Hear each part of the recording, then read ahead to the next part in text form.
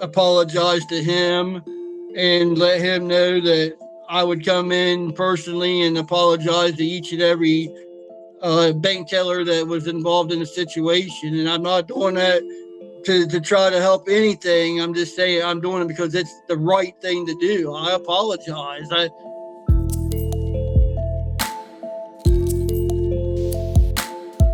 Welcome to Creepalachia. We have a very special interview episode today. We have on the line Jason Smith, who is. Do you live in Woodsfield, Jason? Yes, sir. Okay, so you live in Woodsfield, Ohio.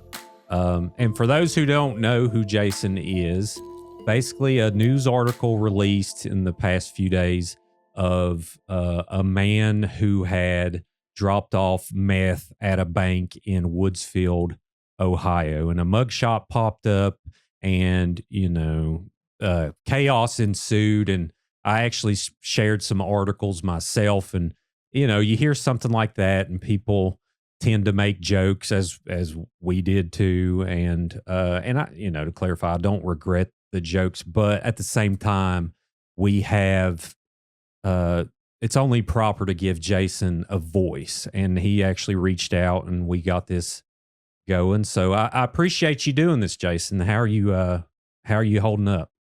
It's been a crazy couple of days. I'm not going to lie. I mean, the publicity, the negative publicity, has just been overwhelming, and I understand where it's coming from. I really do, but it's targeted not only me; it's affected my family and everybody around me. And I just the joke's on me, but the joke shouldn't be on the rest of my family. Yeah, and we lose sight of that. We see these mugshots, and people like to just, write off the person and typically not even care to what their story is. And that's what this is about: is giving you the opportunity. We've already talked on the phone, and I wanted to give you the opportunity to speak about this because it sounds like you're just a normal Appalachian trying to pay bills and raise a family and live day to day. So let's go ahead and start. Yeah. So let's go ahead and start with you as a person. And I'll show everyone the article here before we get started. So this is one of the many articles. This is one of the more factual articles that were released. And to give everyone a breakdown of what this article basically says is suspected meth sent through bank drive-through by mistake. Ohio man later arrested, and that ended up being Jason, who's on the line here. And that's pretty much what we know. It said later you were found in Wayne Township by officers with the Ohio Department of Natural Resources. They were assisted by a canine, and they recovered additional suspected drugs and drug-related items. So that was the story. I'm sure a lot of people listening know the story. But anything you want to add to that before we get started, Jason? That covers what happened. I mean, anytime you use a substance is wrong. And I take it all credit to. I understand my mistakes. I reached out this morning as soon as the bank opened and called the CEO of the bank and apologized. Offered to come in and talk to the ladies and show them my apology. But the simple thing is I know I done wrong, but I just feel that there's so much stuff, other stuff that's happened in this town and area that you ask somebody, they wouldn't even know who it was. But you ask anybody who's the dude that put the meth in the tube, and the whole world's going to know. I don't feel my crime is what it's getting fluted out to be, if that's the correct way to say it. No, I know what you're saying. It's obviously it's innocent until proven guilty, but you're taking accountability and you're working your way through your mistake. And a lot of respect goes out for that. And we Appreciate typically it. put people to trial by media first. And, in a lot of situations, it's very harmful and, not warranted. Now, granted, obviously, if you hear a story like this, people are going to have fun with it. But at the same time, like, we need to realize that these are real people we're talking to and we're dealing with them and they have families. And actually, it sounds like a really close family. You have a son in college. Is that correct? Yes, he's a sophomore at the University of Toledo. Awesome. Well, congratulations to him. I hope he does well in college. So that's that's why we're here. Obviously, I would love to meet you if this didn't occur. Probably wouldn't have happened though. But now we're here, and let's start off with who you are. Where did you grow up? Well, I got roots right down in the old Appalachia. I spent from the age of about 4 to 8 in the old Boone County, West Virginia. That's what he was telling me. I was like, Lord, yeah, that's holler, son. That's That's like hollers and mountains. yeah, that's pure Appalachia. So you don't Yeah, get more Appalachia than Boone County. no, I've always coon hunted all my life, and after years of not being down there, I went coon hunting, and I figured out real quick I might visit, but the coon dogs are staying in Ohio. Them hills are way too steep. Oh yeah, man. Well, cool. So how long did you grow up there? My family moved back and forth a lot when I was young. We kind of jumped from Cleveland to West Virginia, back and forth. But I would say total, I'm going to say 4 to 5 years. I know I definitely spent kindergarten through third grade there. Mm-hmm. And, Yeah, visited back and forth. I still got family down there and we visit. We haven't been down there in a couple of years, but yeah, it's definitely got roots and friends still down that way. that's cool. Now Woodsfield, I looked it up. It's still Appalachia, so that's good. You got that going. Right. Yeah, it's like the Appalachian foothills in Ohio. So Sure. how And did we you end could up in be with, Ohio? Or go ahead. Sorry. oh, I was just saying we could be in our county is actually as far east as you could go. And we could be in, there's parts of our county like connects to West Virginia and to New Martinsville, West Virginia. Oh, okay, cool. And then actually Yeah, into Moundsville, West Virginia too. good deal. So, what happened after where did you move to after Boone County? Back in the Monroe County, we've been in. My mom and dad moved in the Monroe County area when I was in about fifth grade, and this has kind of became home. Gotcha. So Woodsfield's in Monroe County, Ohio, because there is a Yeah, Monroe County, West Virginia, too. But right. just There's a Monroe County, Michigan, also, which is right on the other side of Toledo. gotcha. Well, cool. Yeah. So coming out of school, what did you first want to do? Like, did life take you, and what were your Oh, to be goals? honest with you, man, my second job out of school was working with the mentally handicapped. I worked in the school system with the mentally handicapped. I was actually involved. I coached the Special Olympics basketball, Oh, wow. and I worked with felon boys for years in different detention homes. And after that, I just got into the tree industry and went to work for um, oh, mine just went blank. Asplin Tree Service, worked with them for about 12 years. And then I had an opportunity to do what's called timber stand improvement. And it's basically going on people's property and maintaining their timber and increasing the value of their money trees. Money does grow on trees, by the way. You just got to cut away all the grapevines and kill all the Atlantis and all that good stuff to make it grow better. But yeah, that's what I do now, and I've done it for about 4 or 5 years, and I really enjoy it. It's been up and down, but had great years. This year hadn't been the best because of different government situations, but it's been a blessing. Yeah, cool, man. You're a Ohio State fan? Buckeye. Oh, nice. That's But dedication. I'll tell you what, you could test me against almost, I'm not talking about the true blue Mountaineer fans, but I know more about any band. Well, I know more about West Virginia than most true fans. I still got my West Virginia roots and I still love my Mountaineers. Oh, yeah, man. Well, I wish we had the success Ohio State would have, but we're going to get back there. We got Coach Rod now, so we're on our way back. You're definitely on the way back. We had top 20 recruiting class this year for the first time in school history, so we'll see how I that think goes. basketball is moving in the right direction, too.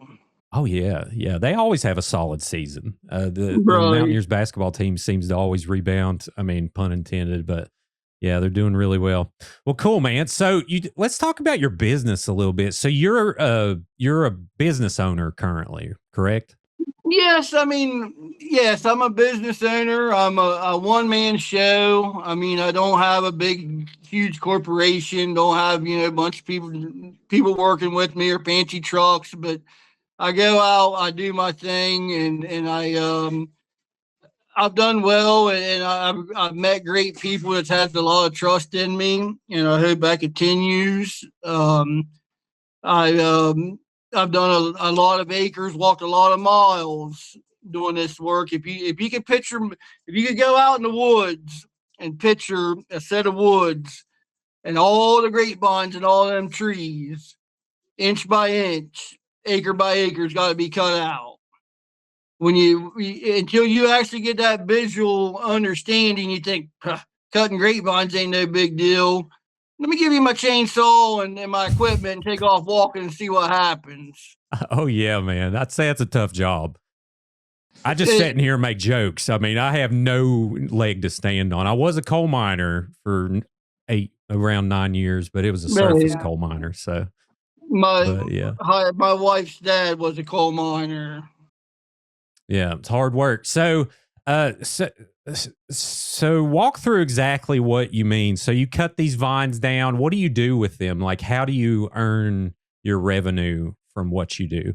Well, basically, the landowners get a tax break, and it automatically values once these vines are out of the trees and the land is trees, which is any invasive species, meaning a species that's not from here in the United States.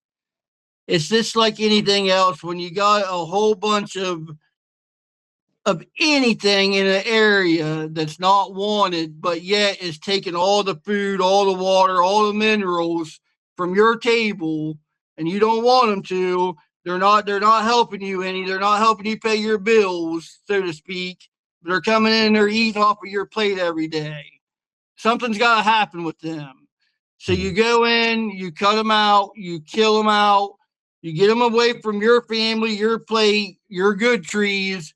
That way, all the profit, all the sunlight, all the natural resources go back into your plate. You eliminate the bad, and you're allowing the good to come in. Gotcha. If that makes any sense. Yeah, no, I know what you're saying. So the landowners will hire you for the tax incentive, kind of, or not tax Right, incentive, and but plus kind of, sort of. their timber. After I've just went and killed and destroyed all the invasives, their timber is going to grow at a way faster rate. Gotcha. So it's kind of like multiplying their stock. Yeah, exactly. That they can pull from later. Got it. Yeah. How interesting. Okay, and so you mentioned you got a couple properties you tend to on a regular basis. Yes, sir. So you have like a clientele, which we won't say who they are, but just kind of establishing like you have regular group of clientele that you work for. Right. I've done several throughout the years, and I've been able to meet up with and get a working relationship with a couple that basically I've got the green light. I've done more to their property than just the timber stand improvement. I've improved their trail systems throughout their land for their AVT, yeah, their four wheelers and side by sides, and just improve their land altogether as far as recreation and um, habitat for hunting, and just to be able to enjoy their property more. You go through a trail and you get covered with briars and all tore up. That ain't very fun. But if I could go in there, clear it all out, spray with some herbicide, and guarantee you're not going to get pricked by a briar again, that's pretty nice. It's a pretty good deal. If any, Nope, Airbnb owners out there. not in West Virginia. Nope, not doing the snakes, buddy. Gotcha. Okay. So you're Ohio only. Okay. Well, we Ohio won't hold that only. I against you. ain't doing them copperheads and rattlesnakes. I got you. I I got you, love the man. Boone County, but it's not happening, bud. I'm sorry. Well, brother, we handle snakes around here now. Come on. Yeah, Let's I'll go. handle them from the back of my truck. Yeah, way away from that. I know a lot of people agree with you. Well, cool, man. So, obviously when something like this happens, I wanted to do this too, to try and help let your clientele know, and people that get you to do work, that, this is something that, from you describing it to me earlier, you described basically what I believe there is a lot of in this world, which are functional addicts around us every day that are living life, paying bills, doing work, and don't, party. It's just essentially they do things that help them get through the day. Yes, And sir. not that that's good either, but we're going to walk through how addiction came into your life, if you don't mind. And I Yes, want to sir. kind of lay that out and talk about it. Yes, sir.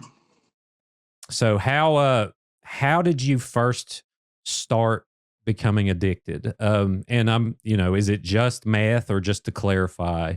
Yes, sir. Nothing. You could go clear back, even as a teenager and younger, or older. I've never. I can't recall ever smoking a cigarette, to be honest with you.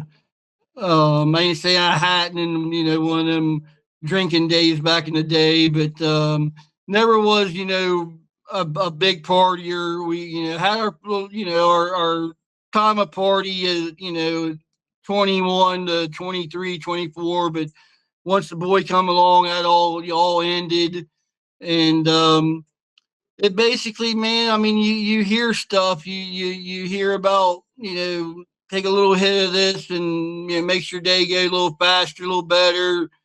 Pick up work a little bit better, and eventually I tried it. And to say I was ever needed it daily, no sir.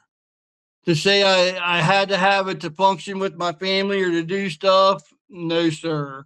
But did it help me if I hit it after maybe the third? When I say I work, no matter what time of the year it is, my hours are from daylight to dark. If it gets daylight at 6 and gets dark at 9, that's what I'm working. And after the third day or something like that, you get tired. I'm not young and I'm not in shape. And along with the working, you got other things that happens, and I tried it, and yeah, it did pick up, more work, getting work done faster, and it just yeah,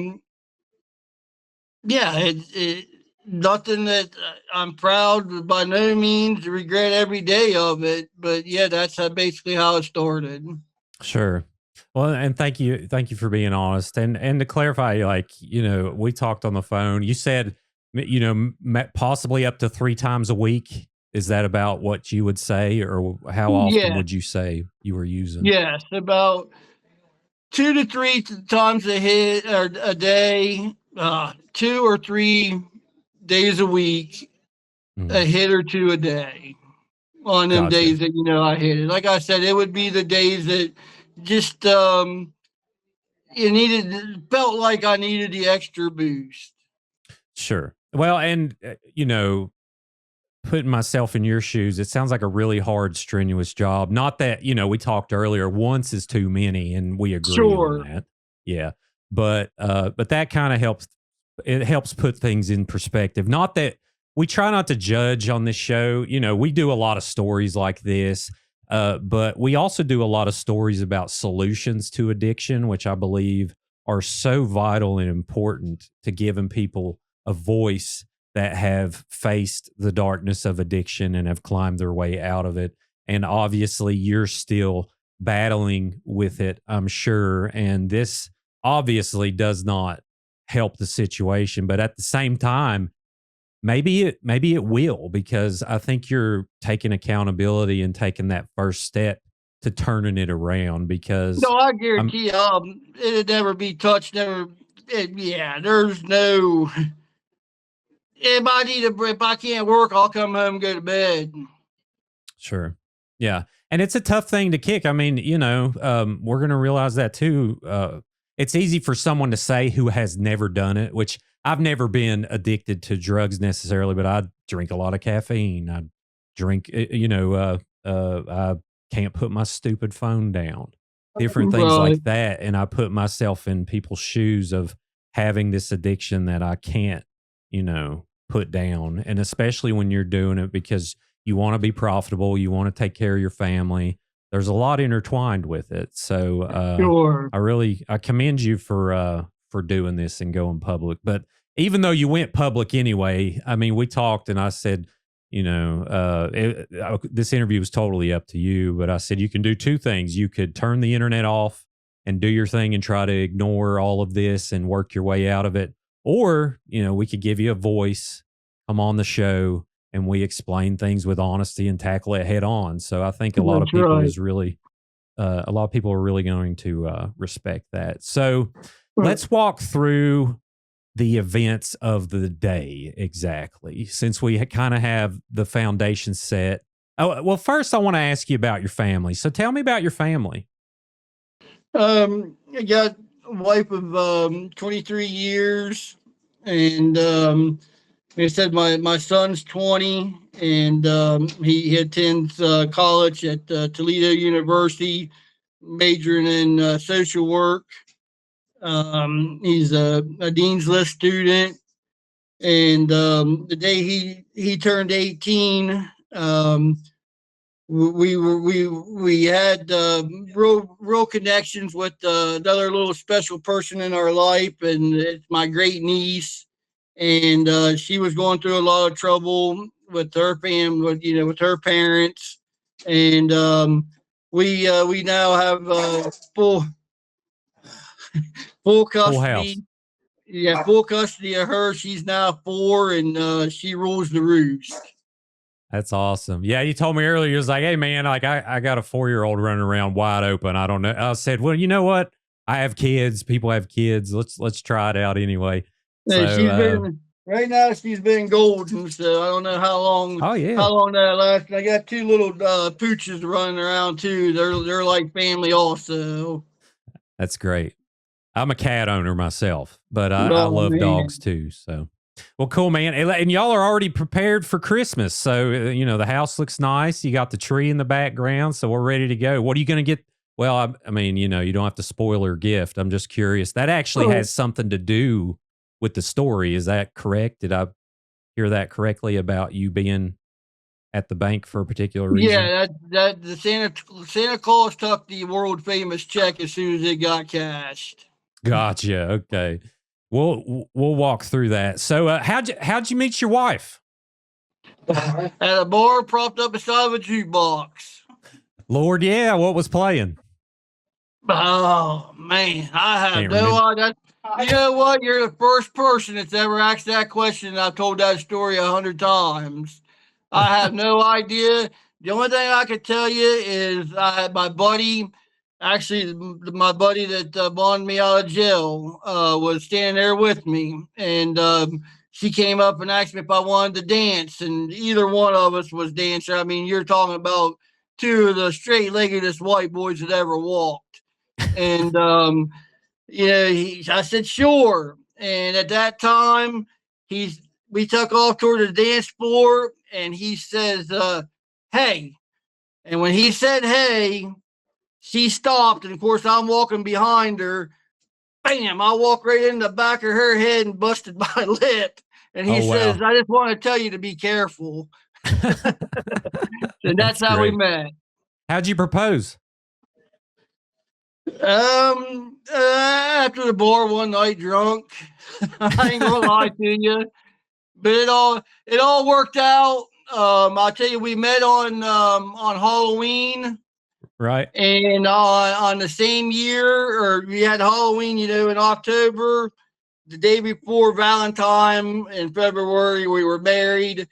If Las Vegas had odds there that said $1 if they break up in 3 months, or put a penny on 23 years, I guarantee you'd have been a millionaire. Man, that's cool. And what year did y'all get married? 2003. Nice. That's when I graduated high school. Right. Well, you're funny. I mean, I didn't mean to age you there. I'm 40. I mean, listen, come on. Well, cool, man. Well, it sounds like y'all have a great relationship, and she really supports you. And I tell you what, No, she's ready to kill me. I mean, listen. Yeah. I'm sure it's been a rough week, but at the same time, like you mentioned, having a buddy coming to bail you out and stuff like that, it's really life-saving in these situations to have people you can depend on, because a lot of people don't have that. So Sure. sounds like you're very lucky when it comes to that. All right, well, let's walk through the events of the day, if you don't mind. And I understand Yes, if there's sir. some things you can't talk about or this and that or whatever, but so tell me, take me through the day. What was the start of your day? Well, the start of the day is I went to my post office box. I got a post office box in another town here beside of us, and picked up my mail. Seen I got a check from one of the farms I told you I have an open contract with, more or less, and yeah, knew it was coming, so had plans for it.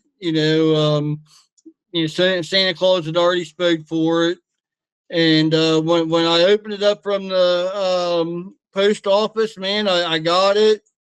I signed it right there, put it in my little center console of my truck. Okay, you know how you have your trucks and you have the center console that pulls up, just like Yep. storage or whatever. I stuck it in there, drove to the bank, got to the bank, pulled my check out, told them what I wanted to do. Even I have a couple of different accounts. I got my wallet, pulled out my account card, because I got majority of it back in cash, but I had to keep some on the card for Santa Claus's Amazon elves, yeah, I put it through there. I got my money back and went and got gas and went on my way, and got almost to the property. Well, I actually got almost to the property where I was at, and I always pull over. There's a driveway and there's a gate, and I always kind of pull off and get my stuff ready before I get up to the gate. But this particular time was the Tuesday, the Wednesday of deer season. And we had a lot of snow on the ground, and I just have right now. I just have a 2-wheel drive truck, and I was doing some sliding. I thought, the heck with it, I'll just park my truck here and walk up to the gate and get my 4-wheeler and go on from there. So I was sitting there for a few minutes on the phone, just talking to a couple people, and the first game warden came up to me and asked me if I'd seen any trespassers. And I told him, no, I hadn't seen anybody. I hadn't been here that long. And in this particular property, I'm very close with the family. And trespassers is one thing that we've been pretty strict on, too, is trying to keep them off. And I asked him, what side of the road they were on, what property. And he told me it wasn't, the owners that I worked for. It was on the other side of the road, and I told him, if I see anybody, I'll definitely get a hold of him, and got his card. And we talked a few minutes, and everything was fine.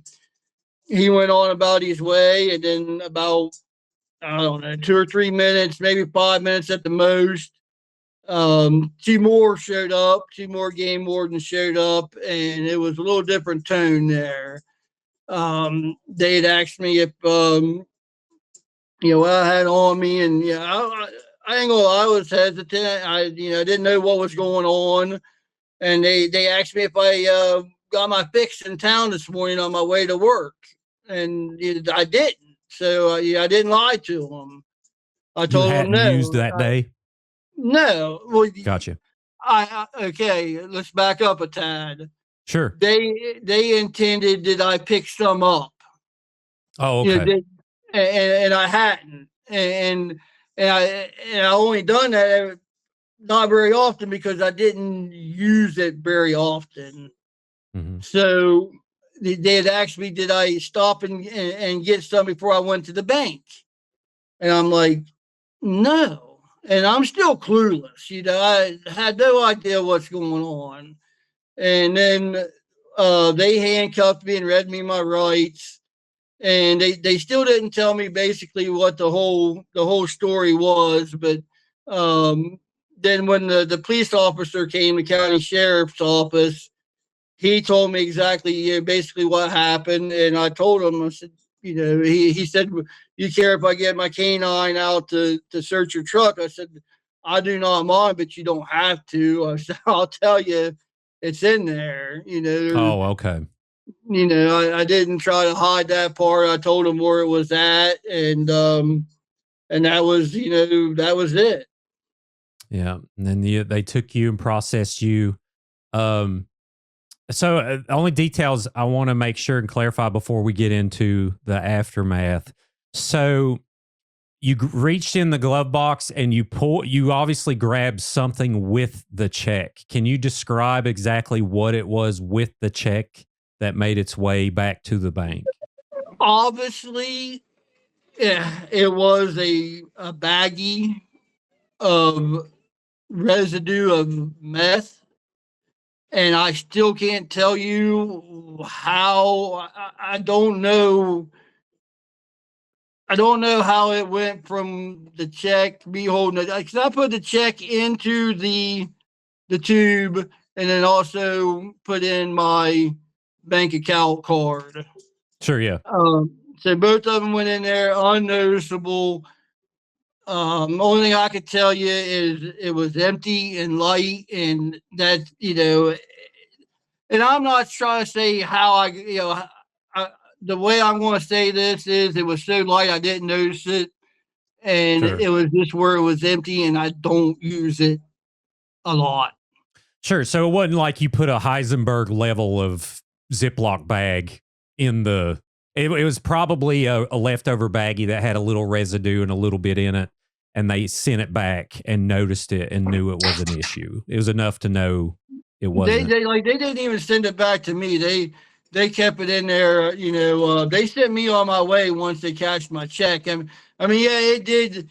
I did sit there a little bit longer, probably than normal, but it Yeah. wasn't like nothing alarming to me because they're busy, and I do have more than one account.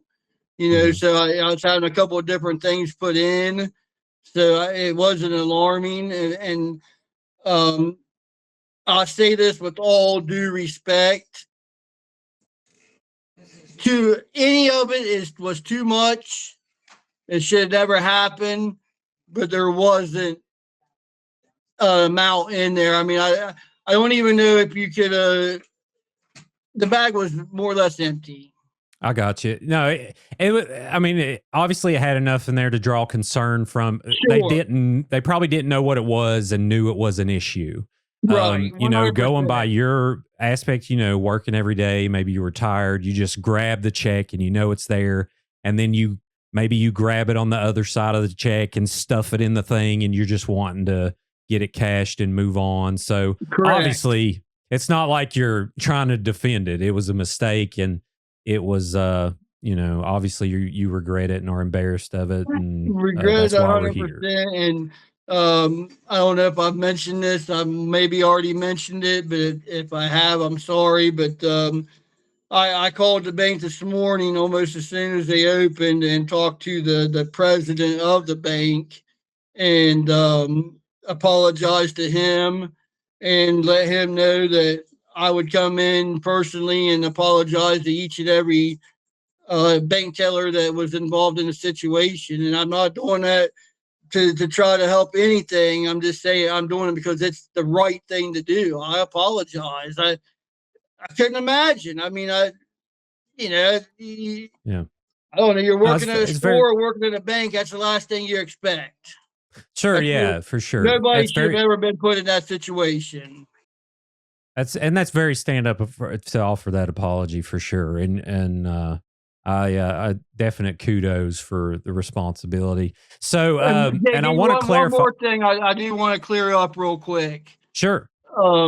They've been on all this, all these rumors and all this, people saying stuff.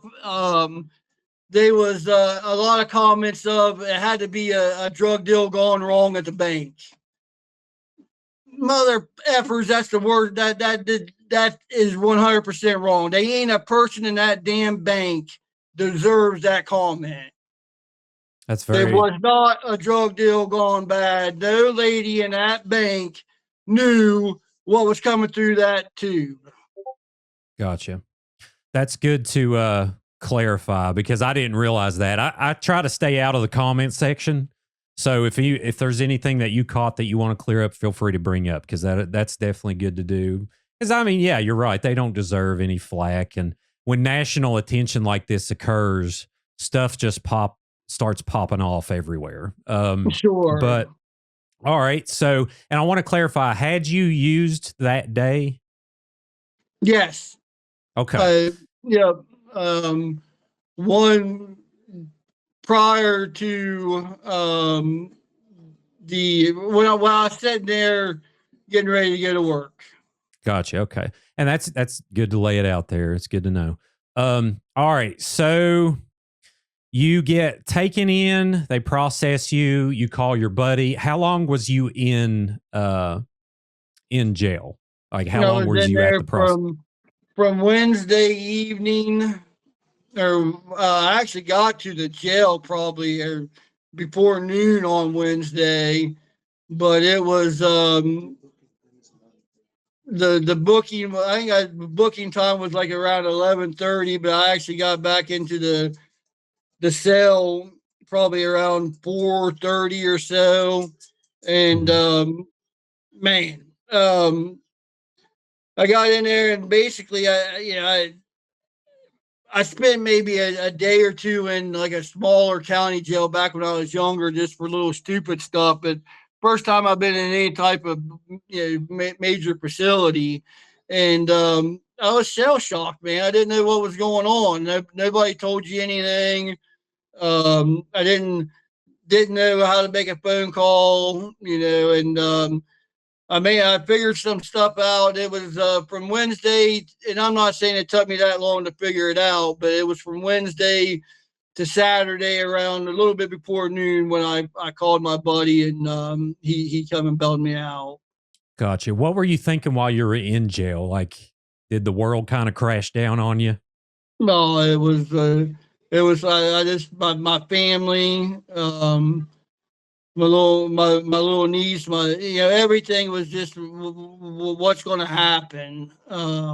My job, yeah, it just a million thoughts that just ran through my head and still is. I mean, it's still very unclear, but yeah, it was horrible. And yeah, I got another niece that is be an aunt to my niece that we have custody of, and she has a little boy that's a year old, and her fiance. Yeah, I played a major role in that niece's life, and I know she looks up to me, and I was just just so torn up that I was going to be hated by them all. and thankfully she's been a huge support, and so is her fiance. And if it wasn't for my household family and them, I just don't know what would have happened. Yeah, man. Sounds like you got a good support system set up. And it sounds like, they're still holding you accountable. They're not saying anyone I've Oh talked to no, isn't like, listen, he didn't do anything. No one's saying you didn't do anything wrong. It's basically lighten up, because when you get out of jail, not only are you going through the world crashing down on you regionally, you soon find out that it's nationally. So yeah. how did you start finding out that was catching on like a wildfire? Well, you really want to know? I hope it ain't me. Well, Is it? There's no I way was it's me. told. I was told by my wife and my son that I was getting. There was quite a bit of a public outcast, or public broadcasting. But my very first to turn on my phone, the first one I seen was Creepy Appalachia. Man from Ohio sends meth into the bank. And I'm thinking, man, this is the SOB I just told my wife that we needed to start listening to because he was a good guy. Oh man, I'm so sorry. No, Obviously, hey, no, stop right there. Stop. Don't be sorry. I got you, man. I You got you. done it in the worldwide thing. Yeah. Yours is went regional, but you also, even when you were making jokes, you also told a story. This other stuff, man, there's no doubt in my mind. For one, if it would have happened on a back road somewhere, none of it would have been, besides the local people, the local Woodsville discussion group would have attacked it. Sure. But when it happened the way it did, I think there's something like 16, if not more, broadcast, media outlets that has grabbed this. And the only thing I can say is I didn't kill nobody. Sure, I didn't rape nobody. Yeah. I didn't do the crime that is being publicized. Because it happened at a bank. And my crime maximum is 1 year in jail. Okay. Sure. It's getting the publicity as a 5 life sentence. Yeah. Yeah. And Well, it's so right. unique. It's so unique. I understand that. It's dumb. Sure.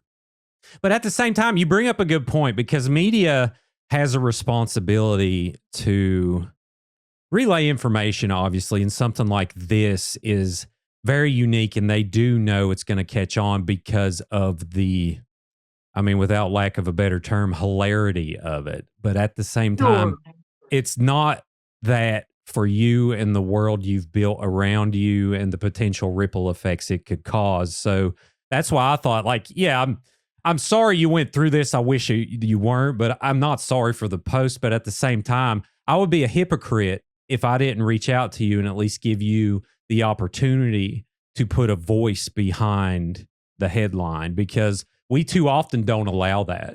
Like you were saying last night, you turned on the TV and you was on Nancy Grace or something. You was telling me it wasn't a TV. It was it's on her Facebook.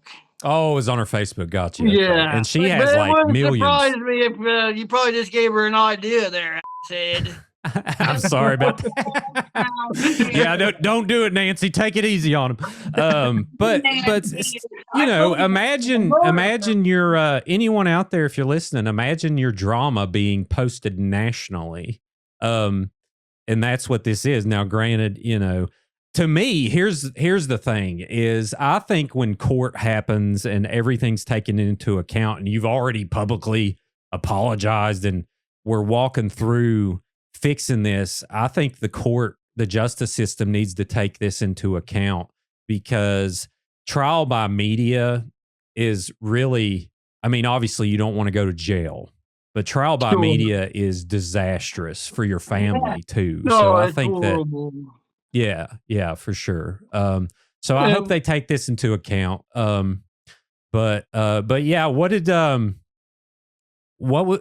you start to? Did you have to turn the phone off, or how did you start to process this? yeah, over the weekend,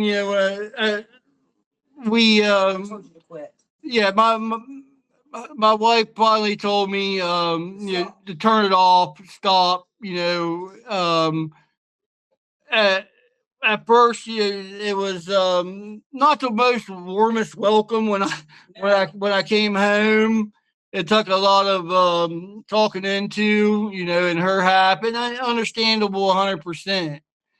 And we kind of knew that our weekend was going to be miserable if it didn't get shut off. And one of us here and there would grab a phone and be like, oh, this person just posted this or that, but we tried to shut it off over the weekend. And I went and took the niece the school this morning and got back home, and that was probably 8:30, 9 o'clock, and man, it just hit with the Nancy thing, and it was like it's everywhere, Sure. and like I said, if I done if, to me, I think I could have slapped a lady or had child abuse or something like that in the bank camera and wouldn't have got this much attention just because that ain't funny and this is. I Sure. shouldn't Yeah. be judged on something that's funny because it's my life. I got you, man. Yeah. Well, I think a lot of people. I think this will help turn the tide and help you find recovery and to get through this thing, because I think a lot of people are going to really relate to your situation and take a look at their own selves and their own life, and and it's not that funny when you hear from the actual person and the effects it causes. I mean, Yeah, sure, you tell some random person, hey, guess what this person did? They'll probably chuckle a little bit and yada, yada, yada. But I think this puts way more context on it. So, right. I'll yeah. make one more comparison and I'll let it go. I was telling a buddy, well, actually, it was the same buddy, the only buddy I've got right now. Actually, I'm your friend, Jason. I'm your friend now. yeah, I actually even live with him. Wife and I, we have a family, but there's times that I gotta go elsewhere. After Hmm. 23 years, you figure out times it's just, hey, I need to come. I need an outlet. So I stay with him a little bit throughout the week, also. I got you.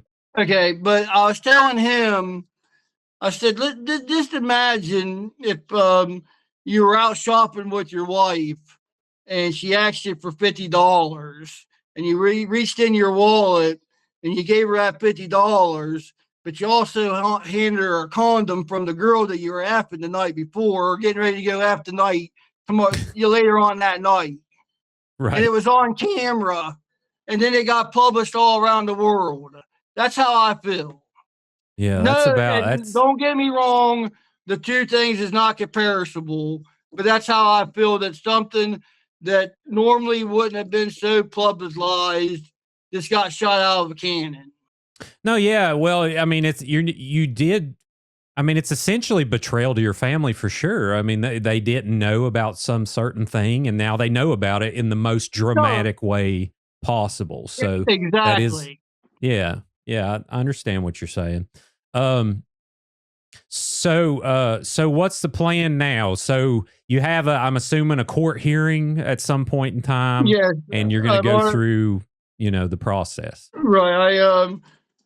I got a phone call today from the nurse at the Monroe County Jail about a program. Um, She didn't go in real detail, but it's a program basically to help addicts and let me know that um, I could call her at any time. She'd be checking in with me at any time. It's not really a program that where now I don't know how to describe it, to be honest with you, but it's Is it like definitely drug a court? step in the right progress of having somebody there to help lead the way. I got you. Well, what I was I going to think tell it's a you. newer thing. Okay, so it's not like drug court, or is it something different? It might be, but she said we could do most of it by phone and on like just meeting with her briefly, here and Mhm. there. It's more like a check-in support thing, maybe. It's like the Cool. alcohol homelessness. Yeah, I got you. Well, I wanted to tell you. So I have a lot of connections, and I contacted Dave Taylor with Wise Path Recovery Centers here in West Virginia.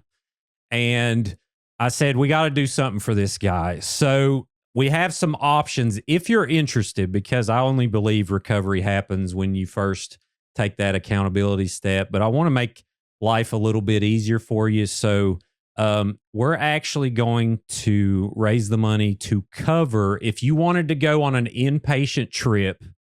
We would raise the money. It's a 28-day program in Morgantown, West Virginia. And we have them, offering us a discount, and I'm willing to raise the money to recover that. You won't have to pay a penny for it. You tell me what your bills cost for that month, because I know it's hard to go away for a month. We will cover that 100%. Pay your bills for a month so you can go through that. Or there are some outpatient centers near you that we will also cover the expense of as well. Wise Path Recovery also said that they will work on getting you rides to these programs if you need them. There's a couple near you that he's researched, but I wanted to offer that to you. If you want it, we're going to cover that 100%. So at least, you can have a little bit of a head start to try and, get things lined up to where you're on the right path again. I appreciate that very, very much. And I will 100% take you up on one of them. 100%. Write it down. It will happen.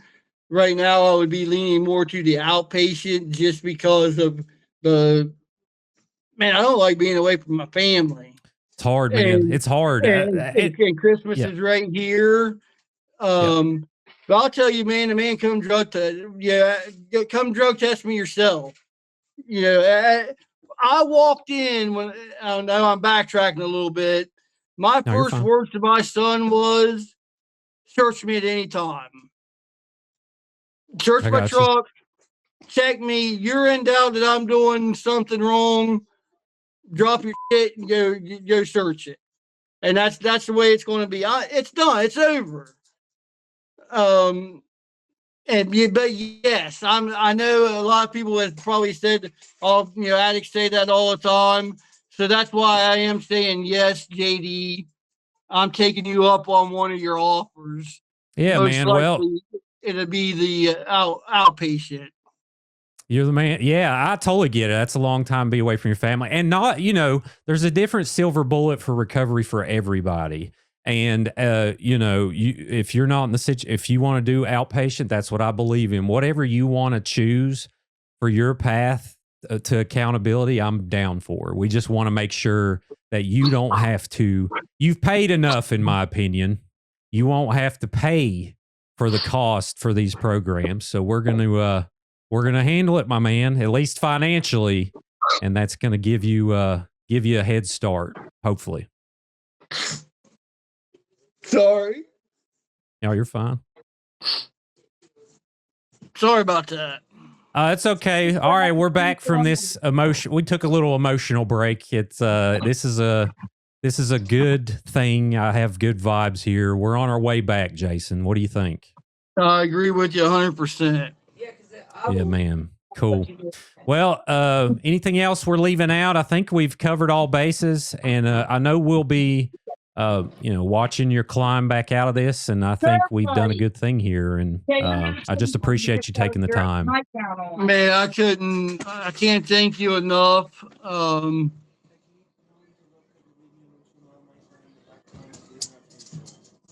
Yeah, you don't have to thank me. It's thank you so much. it it's just been a struggle, and when when I needed a little bit of help, you were there, and I appreciate it. You don't know me from Adam, and the only thing I know about you is a man from Ohio, then meth. Oh But man, yeah. I can't remember exactly how I said it. I said that was pretty close. We I got got a it's story only fair. from Appalachian, Ohio.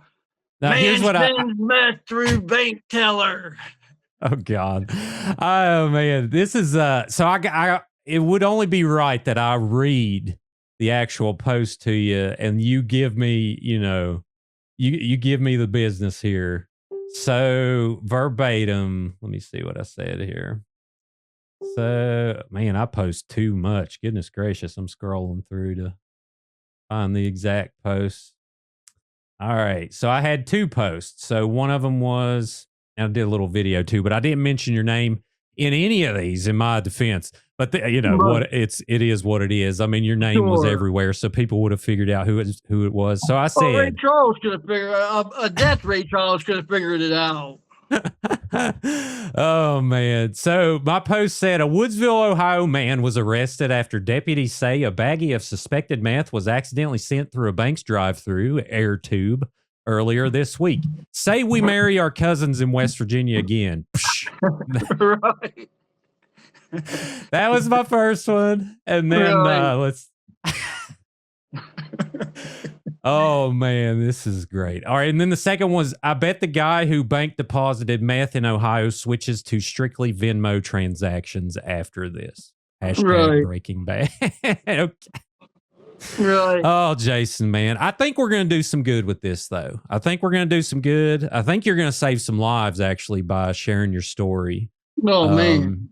Yeah. So if anyone out there is suffering from addiction, there is help and there's hope and there's plenty of resources out there of people doing great things. So final words, Jason, you got anything you want to plug? You want to plug your grapevine removal business or anything like that? Okay, let's get healthy. Let's get back on track, and then Sure. let's advertise it. I mean, I've got to work. Don't get me wrong. As soon as I can get my truck out of impound, I've got to get back to the grind. Good But deal, man. let's get let's do it drug free. Then we'll advertise. That's a good way to do it, my man. Well, I appreciate you, sir. Everyone else out there, be sure to like and subscribe to Creepalachia if you haven't. If you're listening on Apple or Spotify, take a minute and leave a review. That'll really help the show be found. And this was such a meaningful show. This is what the show is all about, is giving addiction a voice and trying to keep people to keep their judgments down. And yeah, we can have fun sometimes, but also we got to do the right thing and help. So challenge you out there, help someone in your life who is suffering from addiction right now. Be empathetic, but hold them accountable. Most of all, show them love. And everyone else out there, always remember, above all else, long live Appalachia.